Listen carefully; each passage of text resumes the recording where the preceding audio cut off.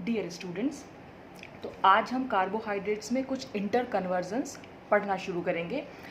तो ये टॉपिक हो गया इंटर कन्वर्जन ऑफ शुगर्स, यानी जो भी हम कार्बोहाइड्रेट्स पढ़ रहे हैं, जो भी शुगर्स पढ़ रहे हैं, उनका आपस में वो एक दूसरे में कैसे हम उन्हें कन्वर्ट कर सकते हैं। तो इंटर कन्वर्जन मीन्स एक दूसरे में कन्वर्जन। तो इसमें जो हम सबसे पहले पढ़ रहे हैं चेन लेंथनिंग इन एल्डोजेस। अब ये चेन लेंथनिंग का क्या मतलब है? पहले तो एल्डोजेस का मतलब आप लोगों को पता ही होगा कि ऐसा कार्बोहाइड्रेट जिसमें एल्डिहाइड ग्रुप प्रेजेंट हो। चेन लेंथनिंग का मतलब कि अगर हमने कोई 5 कार्बन वाला कार्बोहाइड्रेट लिया है तो हम उसे 6 कार्बन वाले कार्बोहाइड्रेट में कैसे चेंज करेंगे, या कोई 5 कार्बन वाली शुगर ली है तो उसे 6 कार्बन वाली शुगर में कैसे चेंज करेंगे। तो चेन लेंथनिंग का मतलब कम कार्बन से ज़्यादा कार्बन का होना, तो चेन का लंबाई बढ़ जाएगी। ठीक है।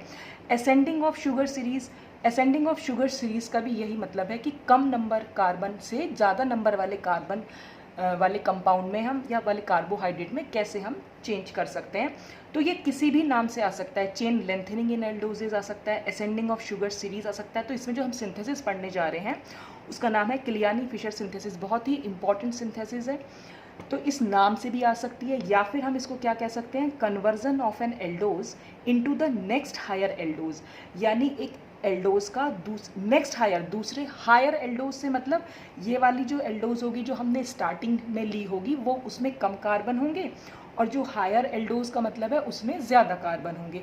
तो एक तरह से इन सब का मतलब एक ही निकल के आ रहा है कि हम कम कार्बन वाले शुगर को ज़्यादा कार्बन वाली शुगर में कैसे चेंज कर सकते हैं। तो किलियानी फिशर सिंथेसिस हम इसमें पढ़ने जा रहे हैं। तो इसमें होता क्या है, इसमें है ये पहले मैंने पूरी लैंग्वेज लिखी है और उसके बाद हम रिएक्शन देखेंगे।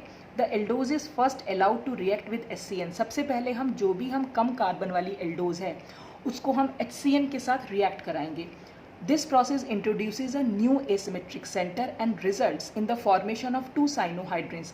और जैसा कि आपको पता ही है, अभी तक हम कई बार देख चुके हैं ग्लूकोज में भी फ्रक्टोज में भी, कि जैसे ही हम HCN से रिएक्ट कराते हैं, क्योंकि वहाँ पर एल्डिहाइड ग्रुप प्रेजेंट होता है, तो वो क्या करता है, या कीटोनिक ग्रुप भी प्रेजेंट होगा, यानी कार्बोनिल ग्रुप अगर प्रेजेंट होगा तो वहाँ पर साइनोहाइड्रिन का फॉर्मेशन होता है, जिससे क्या होता है कि कंपाउंड में जो है एक नया एसिमेट्रिक सेंटर जो है बन के आ जाता है। कैसे बनेगा अभी हम देखेंगे, वैसे आपने पहले भी रिएक्शंस देखी होंगी ऐसी। These cyanohydrins are then hydrolyzed with dilute acids to give the corresponding acids। फिर हम इन साइनोहाइड्रिन्स को क्या कराते हैं, हाइड्रोलाइज करा देते हैं। हाइड्रोलाइज कराने से इनके कॉरस्पॉन्डिंग एसिड्स बन जाते हैं। These acids on heating lose a molecule of water to give gamma lactones। फिर इन एसिड्स को हम हीट कराते हैं। हीट कराने से क्या होगा, इनमें वाटर का मॉलिक्यूल निकल जाएगा और हमें गामा लैक्टोन्स मिलेंगे। ये गामा लैक्टोन्स हमारे पास पहले भी वर्ड आया था जब हम एपिमराइजेशन पढ़ रहे थे। तो गामा लैक्टोन्स क्या होते हैं, ये लैक्टोन्स होते हैं साइक्लिक एस्टर्स होते हैं एसिड्स के, और अभी हम देखेंगे कैसे होते हैं। These gamma lactones are separated by fractional crystallisation. तो दो गामा लैक्टोन्स हमारे पास बन के आएंगे, उनको हम सेपरेट कर सकते हैं by fractional crystallisation. The individual lactones can then be reduced with lithium aluminium hydride और sodium amalgam to give aldoses. फिर क्या करेंगे, जो ये लैक्टोन्स हमने लिए थे और जिनको हमने सेपरेट कर लिया, इन लैक्टोन्स को हम फिर रिड्यूस कराते हैं किसके साथ, या तो हम लिथियम एल्यूमिनियम हाइड्राइड ले लेंगे या हम सोडियम एमलगम ले लेंगे इन डाइल्यूट एसिड। ये H+ का मतलब होता है एसिड की प्रेजेंस में।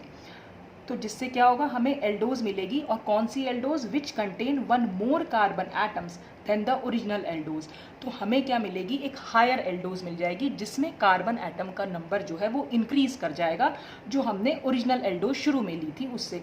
तो हम यहाँ पर जो कन्वर्जन पढ़ने जा रहे हैं वो डी अरेबिनोज का कन्वर्जन होगा डी ग्लूकोज और डी मैनोज में। तो ये इस नाम से भी आ सकता है कि how will you convert D arabinose into D glucose and D mannose. तो आप कैसे कन्वर्ट कर सकते हो, तो किसी भी नाम से ये आ सकता है आपके पास। तो पहले तो आप इसका स्क्रीनशॉट लेके रख सकते हैं। अच्छा, ये जो लैंग्वेज है, ये लैंग्वेज ज़रूरी नहीं कि जैसा मैंने लिखा है डिट्टो वैसे ही लिखें। लैंग्वेज तो आप अपनी लैंग्वेज में बना के लिख सकते हैं कि जो जो रिएक्टेंट आपको दिख रहे हैं और जिन जिन के साथ वो रिएक्शन हो रही है और फिर प्रोडक्ट क्या बन रहा है, बस आपको यही लिखना है कि इस रिएक्टेंट ने इसके साथ रिएक्ट किया और फिर ये प्रोडक्ट बनाया, फिर उस प्रोडक्ट ने आगे क्या रिएक्शन की, वो सब कुछ आप अपनी लैंग्वेज में लिख सकते हैं। तो अगर आपको रिएक्शन याद होगी तो ये लैंग्वेज आप बहुत ईजिली लिख सकते हैं। तो देखते हैं अब रिएक्शन में क्या हुआ है। अब देखते हैं रिएक्शन। ये हमने अपना ओरिजिनल एल्डोज लिया, यानी कि इसका हम कन्वर्जन करने जा रहे हैं इससे नेक्स्ट हायर एल्डोज में। यहाँ पर हमने लिया है डी अरेबिनोज। ये एक एल्डोपेंटोज है। अब एल्डोपेंटोज से क्या मतलब, ऐसी कार्बोहाइड्रेट या ऐसी शुगर जिसमें एल्डिहाइडिक ग्रुप प्रेजेंट है, सी डबल बॉन्ड OH, ये CHO ग्रुप जो होता है एल्डिहाइडिक ग्रुप। पेंटोज का मतलब ऐसी शुगर जिसमें 5 कार्बन है, तो यहाँ पर आप देख भी सकते हैं यहाँ पर हमारे पास 5 कार्बन है। तो एल्डोपेंटोज को हम अब क्या करेंगे, 5 कार्बन वाली जो चेन हमने यहाँ लिया, जो चेन वाला कंपाउंड हमने लिया है, उसको 6 कार्बन वाले चेन वाले कंपाउंड में चेंज करेंगे। तो यानी हम कह सकते हैं एल्डोपेंटोज को हम एल्डोहेक्सोज में चेंज कराएंगे। तो एल्डोहेक्सोज, एल्डो तो वही कि एल्डिहाइडिक ग्रुप प्रेजेंट है, हेक्सोज का मतलब जहाँ पर 6 कार्बन एटम प्रेजेंट होंगे। तो ऐसे भी आ सकता है कि how will you convert an aldopentose into aldohexose, तो किसी भी तरीके से वो दे सकते हैं। तो आपको यहाँ पर ये रिएक्शन यहाँ पर देनी है। तो सबसे पहले हम क्या कर रहे हैं, जो हमने डी अरेबिनोज लिया, सबसे पहले हम HCN के साथ उसकी रिएक्शन कराएंगे। और HCN की रिएक्शन होने से होगा क्या, ये रिएक्शन मैं पहले भी आपको समझा चुकी हूँ। यहाँ H पर है पॉजिटिव चार्ज और CN पर है नेगेटिव चार्ज। ऐसे ही हमारा ये कार्बोनिल ग्रुप है, कार्बोनिल ग्रुप में ऑक्सीजन ज़्यादा इलेक्ट्रोनेगेटिव होती है, तो ये बॉन्ड अगर हम यहाँ शिफ्ट करा देंगे तो ऑक्सीजन पर जाएगा नेगेटिव और कार्बन पर जाएगा पॉजिटिव। तो इसका पॉजिटिव चार्ज इसकी नेगेटिव चार्ज से और इसका नेगेटिव चार्ज इसके पॉजिटिव चार्ज से मिल जाएगा। तो यानी ये O से H जुड़ेगा और C से CN जुड़ेगा। तो जब ये O से H जुड़ेगा और C से CN जुड़ेगा, तो अब इस कार्बन पर जो पहले प्लानर स्ट्रक्चर था, देख रहे हैं प्लानर मतलब इसका सिर्फ sp2 हाइब्रिडाइजेशन था, ये एक बॉन्ड, ये दूसरा बॉन्ड और ये तीसरा, 3 सिग्मा बॉन्ड्स हैं, तो यानी ये sp2 हाइब्रिडाइजेशन था। अब ये कार्बन जो है sp3 हाइब्रिडाइजेशन में चेंज हो जाएगा। जैसे आप यहाँ पर देख सकते हैं इस कार्बन से अब 4 बॉन्ड जुड़े हुए हैं, तो अब ये sp3 हाइब्रिडाइज्ड हो गया है। तो प्लानर स्ट्रक्चर से ये एक sp3 हाइब्रिडाइज्ड कार्बन में चेंज हो गया और अब ये कार्बन जो है एसिमेट्रिक कार्बन एटम बन गया। मतलब अब इस कार्बन से हमारे पास 4 डिफरेंट ग्रुप जुड़े हुए हैं।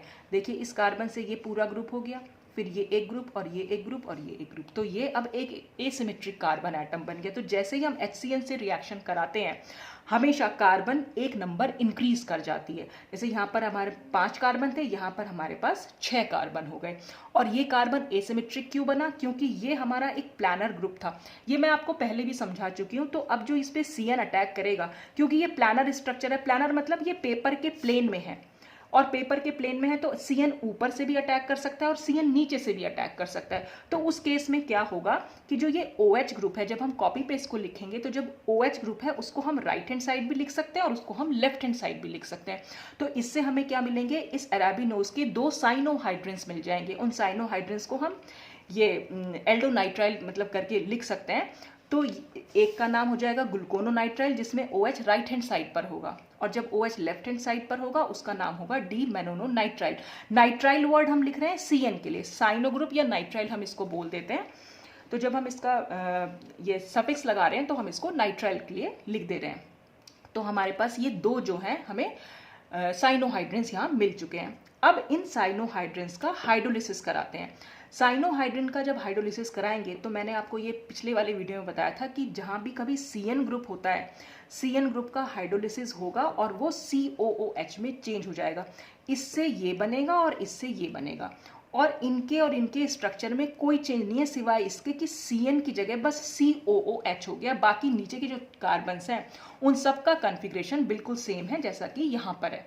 और इसमें भी यही हुआ है कि जो ये नीचे के 4 कार्बन्स हैं 1 2 3 4, ये वाले कार्बन्स पर कहीं कोई चेंज नहीं आया, जो ऐसा था वैसा का वैसा ही बना है। बस ये वाला कार्बन जो था, यानी ये वाला जो कार्बन है एल्डिहाइडिक कार्बन, अब यहाँ पर वो एसिमेट्रिक कार्बन बन गया है। ऐसा ही इसमें हुआ है। CN जो है, तो ये मैंने आपको बताया था कि CN का जब भी हम हाइड्रोलिसिस करते हैं तो अगर हम कंप्लीट हाइड्रोलिसिस करें तो हमेशा CN ग्रुप जो है वो COOH में चेंज होता है। अब ये कैसे चेंज होता है ये मैं आपको आज ही समझाऊंगी। लास्ट वीडियो में मैं समझा नहीं पाई थी क्योंकि टाइम बहुत कम रह गया था। तो अभी पहले रिएक्शन खत्म कर लेते हैं, फिर मैं समझा दूंगी कि आपको CN COH में कैसे चेंज करते हैं। ठीक, तो हमारे पास ग्लूकोनोनाइट्राइल से बनेगा ग्लूकोनिक एसिड और मेनोनोनाइट्राइल से बनेगा मेनोनिक एसिड। अब फिर क्या होगा, ये दोनों एसिड्स को जब हम हीट करेंगे, ये पूरा मिक्सचर मिल रहा है हमें, तो जब हम इस मिक्सचर को हीट करेंगे तो हीट करने से क्या होगा, हीट करने से हमें यहाँ लेक्टोन का फॉर्मेशन देखने को मिलेगा। कैसे मिलेगा, यहाँ वाटर, ये जो एसिड्स हैं ये वाटर रिलीज करेंगे। वाटर कैसे रिलीज करेंगे, जैसे ये COOH का ये पूरा OH ग्रुप, ये वाला OH ग्रुप और 1 2 3 4, ये 4th कार्बन जो है इसका ये H, तो यहाँ से ये H और ये OH जब निकल जाएगा तो इस ऑक्सीजन और इस कार्बन के बीच में एक बॉन्ड बनेगा, ठीक है। तो ऐसे यहाँ पर भी हुआ है, ये OH और इसका ये H, तो ये H और OH जब निकलेंगे तो इस ऑक्सीजन और C के बीच में यानी कार्बन के बीच में बॉन्ड बनेगा और ये हमारे पास लेक्टोन्स बन जाएंगे, यानी कि हमारे साइक्लिक एस्टर्स, एसिड्स के जो साइक्लिक एस्टर्स होते हैं उनको हम लेक्टोन्स बोलते हैं। और ये कौन से एसिड से बनते हैं? ऐसे एसिड जिसमें COH ग्रुप और OH ग्रुप प्रेजेंट होता है, तो उनके ये साइक्लिक एस्टर्स बन के आए हैं, ठीक है। तो ये इस तरह से बन जाएंगे। बाकी कहीं कोई चेंज नहीं हुआ है, सिर्फ यहाँ से OH निकला है और चौथे कार्बन से यहाँ पर H निकला है, ठीक है। और नीचे के दोनों कार्बन सेम कॉन्फ़िगरेशन रहा है, तो ये बना गामा। अब हम इसको गामा लेक्टोन्स बोल रहे हैं। गामा से क्या मतलब है? गामा से ये मतलब होता है ये C डबल बॉन्ड O और O जो जुड़ा हुआ है इससे नेक्स्ट कार्बन हमारी हो जाती है अल्फा कार्बन, ठीक है। इसको आप अल्फा लिख सकते हैं। नेक्स्ट कार्बन हो जाएगी बीटा और उससे नेक्स्ट कार्बन हो जाएगी गामा। अब क्योंकि गामा से ये ऑक्सीजन भी जुड़ी हुई है यहाँ पर, तो हम इसको गामा लेक्टोन्स बोल दे रहे हैं। तो बस आपको ये देखना है कि जो भी हमारा यहाँ पर ये जो C double bond O group है उससे नेक्स्ट कार्बन हमारी अल्फा, किसी भी ग्रुप से जुड़ी हुई पहली कार्बन हमेशा अल्फा होती है, नेक्स्ट बीटा और फिर गामा। और गामा से क्योंकि ये रिंग बन के जा रही है इसलिए हम इसको गामा लेक्टोन बोल दे रहे हैं। तो ये इस ग्लूकोनिक एसिड से बनेगा ग्लूकोनोलैक्टोन और मेनोनिक एसिड से बनेगा मेनोनोलैक्टोन। अब इन लैक्टोन्स को हम फ्रैक्शनल क्रिस्टलाइजेशन के थ्रू सेपरेट कर सकते हैं। अभी तो ये मिक्सचर बन के आ रहा था, अब हम इनको सेपरेट कर लेंगे, सेपरेट करेंगे और सेपरेट करने के बाद इनको अलग अलग जो है रिड्यूस करेंगे।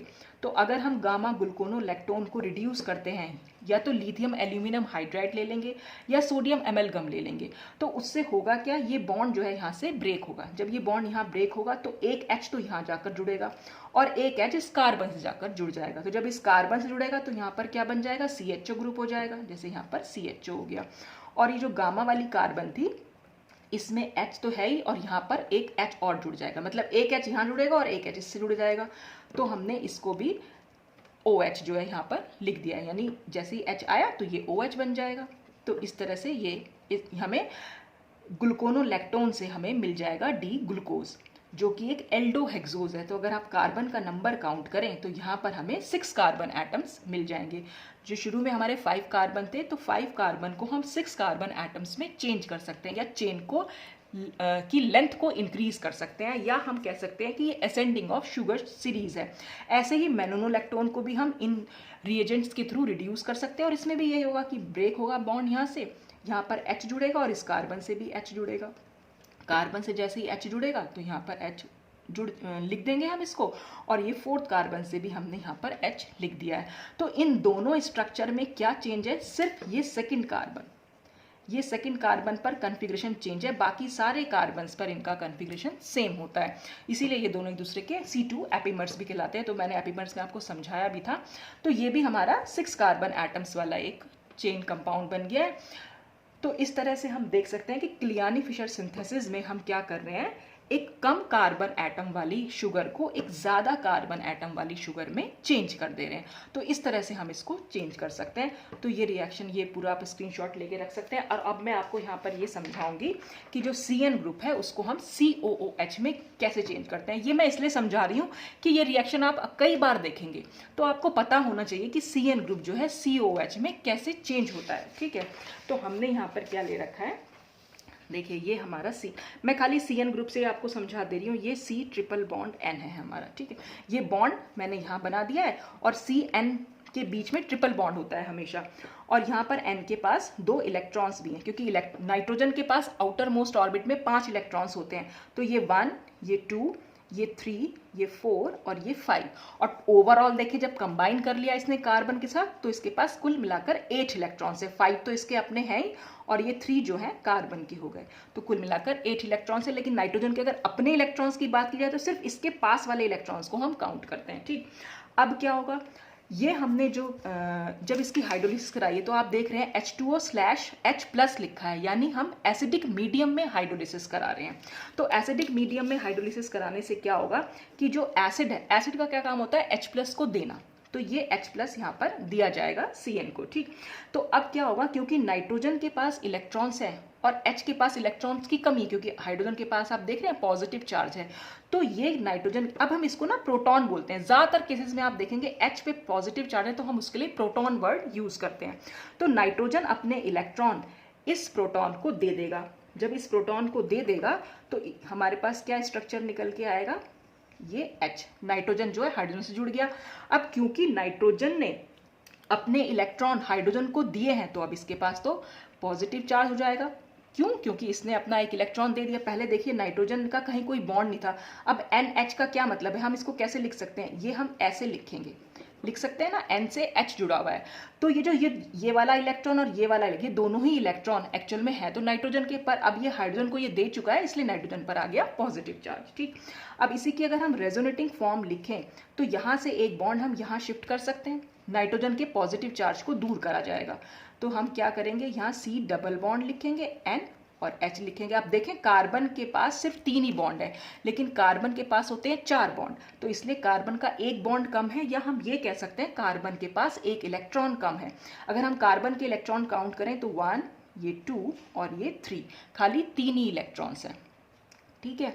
तो इसलिए इस कार्बन पर पॉजिटिव चार्ज आ जाएगा। या अगर आप ओवरऑल देखें बॉन्डिंग में तो इधर की साइड भी एक इलेक्ट्रॉन ये है, एक इलेक्ट्रॉन ये है और एक इलेक्ट्रॉन ये है, तो ओवरऑल अगर हम काउंट करें तो 6 ही इलेक्ट्रॉन्स हैं।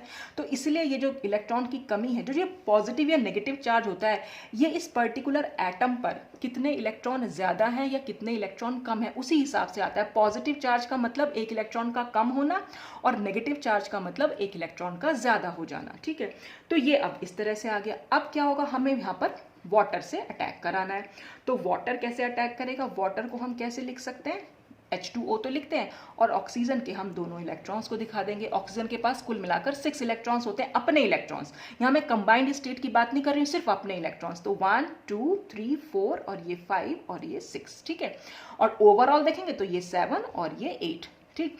तो अब क्या, क्योंकि कार्बन पर पॉजिटिव चार्ज है तो ऑक्सीजन अपने इलेक्ट्रॉन इस कार्बन को दे देगा। जब इस कार्बन को दे देगा तो हमारे पास क्या स्ट्रक्चर निकल के आएगा, कार्बन का पॉजिटिव चार्ज तो खत्म हो जाएगा और कार्बन से ये ऑक्सीजन ऐसे बॉन्ड बनाकर जुड़ जाएगा। और क्योंकि ऑक्सीजन ने अपने इलेक्ट्रॉन कार्बन को दिए हैं तो अब ऑक्सीजन पर पॉजिटिव चार्ज आ जाएगा।